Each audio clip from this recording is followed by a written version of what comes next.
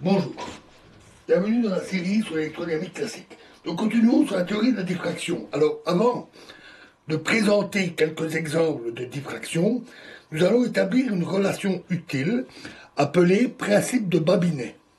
Le principe de Babinet lie les champs diffractés par un écran diffracteur à ceux diffractés par son écran complémentaire. Dans un premier temps, nous allons l'examiner dans le cadre de l'approximation de Kirchhoff scalaire. Donc supposons que l'écran diffracteur forme une surface divisant l'espace en régions 1 et 2 et contient quelques ouvertures.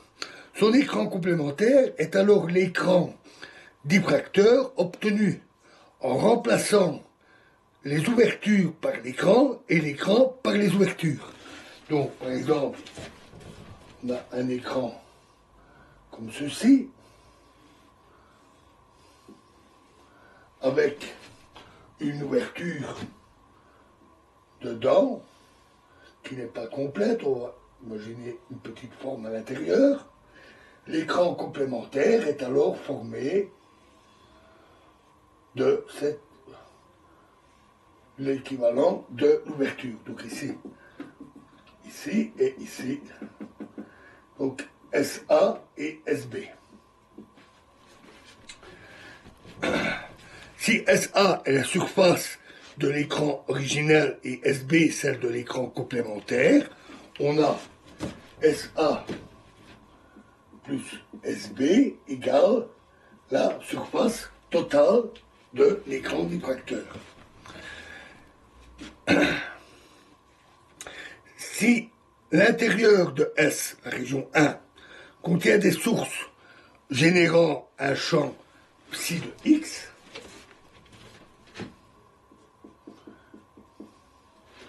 il s'ensuit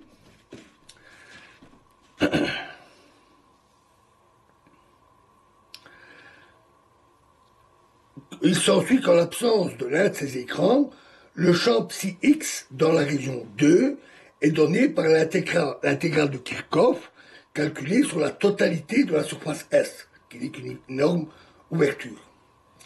En présence du seul écran SA, le champ psi A dans la région 2, c'est la de X, est donné dans l'approximation de Kirchhoff par l'intégrale sur le champ psi de l'intégrand et représente le champ émis par la source où l'intégrale porte uniquement sur SB, c'est-à-dire les ouvertures. De même, en présence de l'écran complémentaire SB, le champ psi B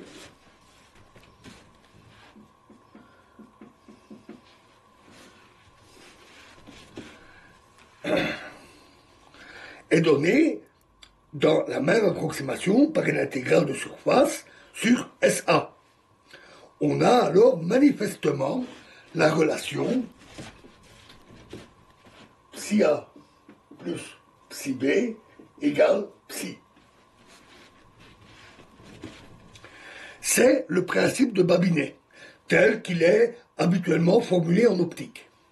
Si psi représente, par exemple, une onde plane incidente, le principe de Babinet dit que les figures de diffraction hors de la direction incidente sont identiques pour l'écran originel et sont complémentaires. Si l'amplitude ou sa dérivée normale est égale à celle de l'onde incidente dans les ouvertures et nulle ailleurs, c'est l'approximation de Kirchhoff, le résultat obtenu ici découle également des intégrales de Kirchhoff généralisées et